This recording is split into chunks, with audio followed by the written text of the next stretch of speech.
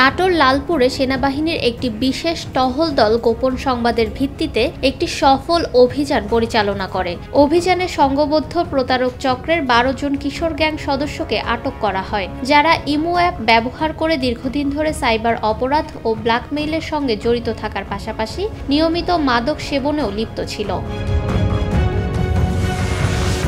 বুধবার ভোর 5টার দিকে উপজেলার বিলমারিয়া এলাকা থেকে সেনাবাহিনী তাদের আটক করে লালপুর থানায় হস্তান্তর করেন। আটককৃতদের জিজ্ঞাসাবাদে জানা যায়, তারা সংঘবদ্ধ প্রতারক চক্রের সদস্য হিসেবে ইমো অ্যাপের মাধ্যমে দেশি ও প্রবাসীদের সঙ্গে উভয় কণ্ঠে কথা বলে প্রেমের সম্পর্ক স্থাপন করত।